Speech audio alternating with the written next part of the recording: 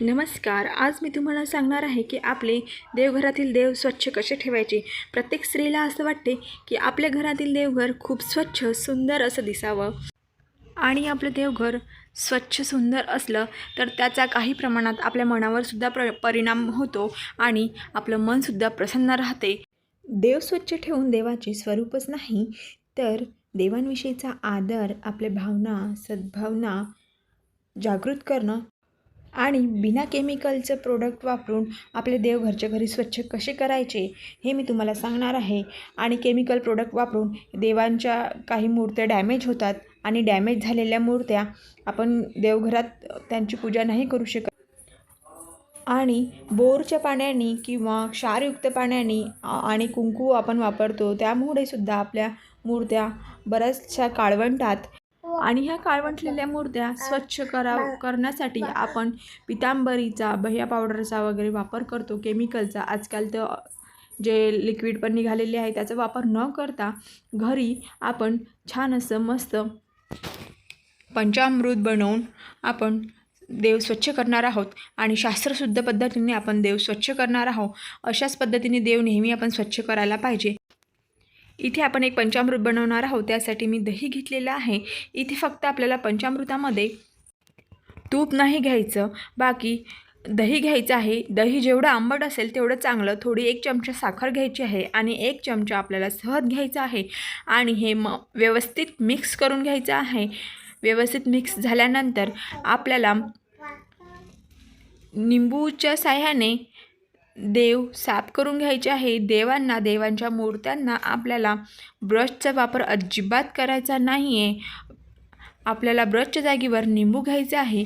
निंबानी आणि पंचामृताने आपल्याला हे देव साफ करून घ्यायचे आहे, स्वच्छ करून घ्यायचे आहे ह्या मूर्त्या. आणि बघा, मी इथे कुठेही माझा व्हिडिओज पॉज करणार नाही आहे किंवा कट करणार नाही आहे. मी तुम्हाला जशाच्या तसं दाखवणार आहे. बघा किती छान असं मस्त आपले देवाच्या मूर्त्या स्वच्छ होतात. आणि अशाच प्रकारे आपण देवाच्या मूर्त्या स्वच्छ करायला पाहिजे. देवघरातील देवाच्या मूर्त्या स्वच्छ करण्यासाठी किंवा त्यासाठी असं स्पेशल कोणता असा डे नसतो. कोण्याही दिवशी तुम्ही स्वच्छता केली, ही साफसफाई केली तरी चालेल, पण शक्यतो आपण अमावास्येला देवाची साफसफाई, देवघराची साफसफाई करत असतो.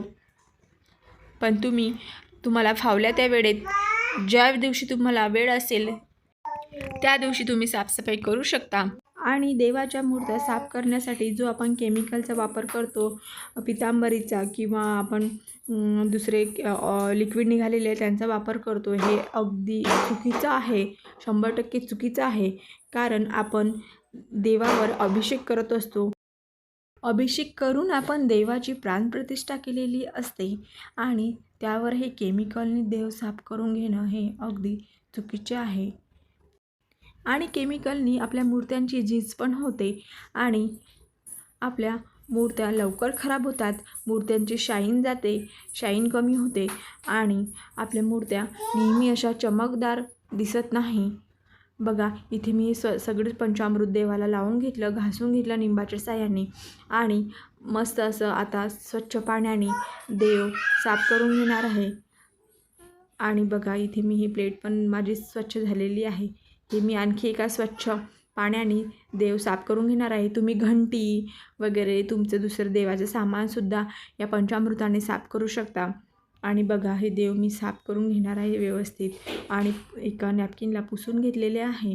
आणि आपले देव बघा किती चमकत आहेत. आपल्या देवाच्या मूर्त्या किती चमकत आहेत बघा, मस्तच असं. अशा प्रकारे तुम्ही देवघरातील मूर्त्या साफ करू शकता आणि आपल्या देवघराची शोभा वाढवू शकता. आणि ही योग्य पद्धत आहे आपल्या देवघरातील मूर्त्या साफ स्वच्छ ठेवण्याची.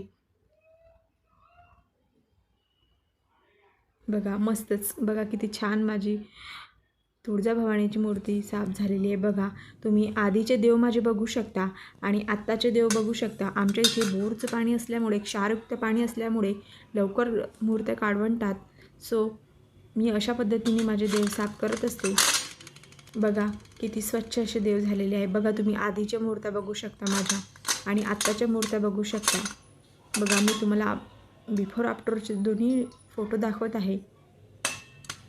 माझा व्हिडिओ तुम्ही सर्वांनी पूर्ण बघितल्याबद्दल तुम्हा सर्वांचे मनापासून खूप खूप धन्यवाद. श्री स्वामी समर्थ.